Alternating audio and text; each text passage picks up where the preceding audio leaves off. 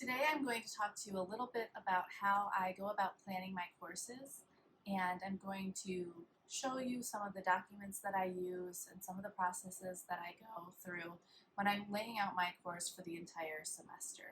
I hope that it's useful to you, and enjoy. You'll get to see the notes that I took in the next step. So here I've listed out the things that I want to think about when I'm making my course right now, including the fact that I want to use WebEx for my office hours.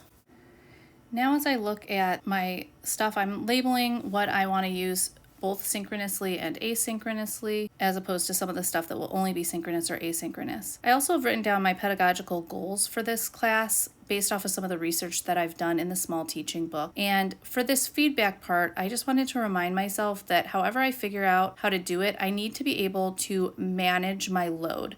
And right now I will have 77 students online this semester in College Comp. I'm emphasizing some of the other things that I want to do that are a little bit different this semester, including contract grading, which is new to me, but is something I've been wanting to try for a while. I think this will work really well for this semester where everything is different. But our state requires us to have 70% of our grade be based off of formal writing. So how do I work that into contract grading? Something I need to think about. And then I know that Peter Elbow is one of the researchers who's talked about this, so I want to look up some of his articles to find out how he's doing it. I always want my work to be meaningful, and I'm often thinking about audiences that are authentic, and so how does that look this semester for this class? Now I want to show you how I use backwards design in planning my courses. So what I have here is all the objectives and outcomes for this class based off of the outline from my college. And so what I'm doing here on the iPad is I'm copying different objectives and outcomes and kind of grouping them together based off of which ones I think would lend themselves to being assessed during the same assignment or unit. So here I'm taking number 6, evaluate the objectivity and reliability of information found in selected texts, and pasting it over to the side. Then I took a different one that says locate, evaluate, and select appropriate resources. Now this is because I think that finding sources and then evaluating their credibility and reliability go together. These next two, number 4 also goes with objectivity and reliability, and the other one says to utilize, integrate, and properly cite primary and secondary sources in writing. So these all have to do with research and using source material and doing so while making sure that they are appropriate resources to use in an academic setting. So now I've taken that set of objectives and outcomes and copied them onto a new page so that I can talk about research in general. So this will go into a unit or an activity about research.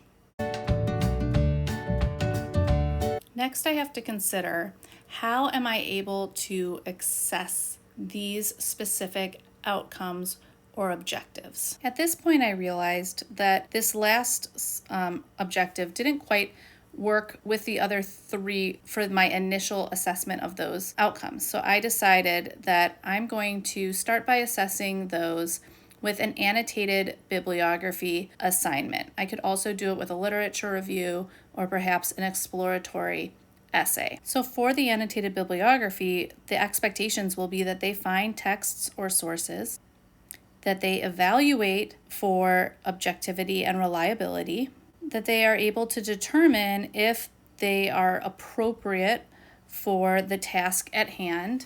So this will be connected to another assignment. Now that I know what the assessment is and what the requirements for it are, I need to think about what lessons or skills the students need to have in order to accomplish this assessment at a satisfactory level. So what do they need to know to be able to do this? Well, they need to be able to use the library databases to conduct research. They also need to understand the meaning of the terms objectivity and reliability. They need to know how to evaluate the sources for these things. They also need to know how to use MLA format. They should definitely know that by now, but I know I can't assume that. They also need to understand how to set up an annotated bibliography, which usually is a very new skill to them. Now, even though they aren't integrating sources here, I do want to look at primary and secondary sources because of the objective number 5 up above about knowing how to use primary and secondary sources. And this is a way for them to actually tell me whether something's primary or secondary in a way that they wouldn't identify in an actual paper. Now that I'm done with that set of objectives and outcomes and have a plan for how I'm going to assess those and what I need to teach students in order to assess them, I want to go and find additional objectives and outcomes that I can do the same process with. So that's what I'm going to go and do right here.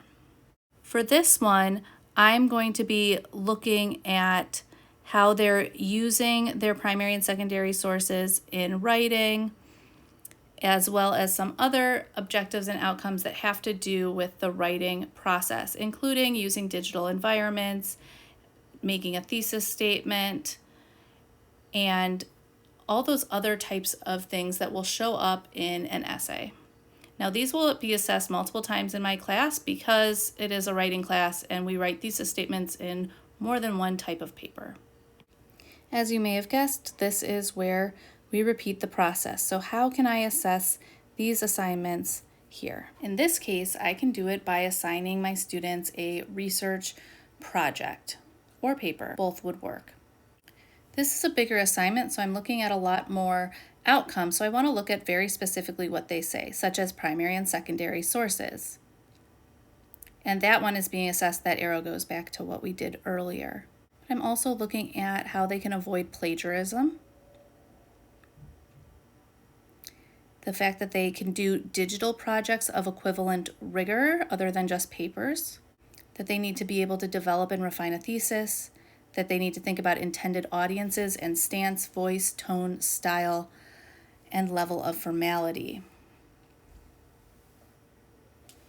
So that's going to guide the directions that I give them and the expectations that I set for this research project, like it did for the annotated bibliography. So I'm going to ask them to make an argument in this project. They're also going to need to use secondary and primary sources.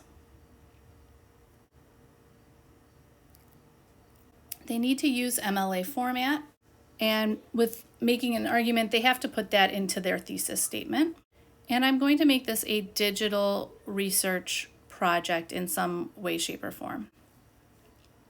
So what lessons do I need to have for them? What skills do they need to know?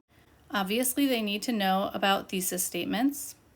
And I go into specifics about the different types of thesis statements that they can have. They need to be able to integrate source material.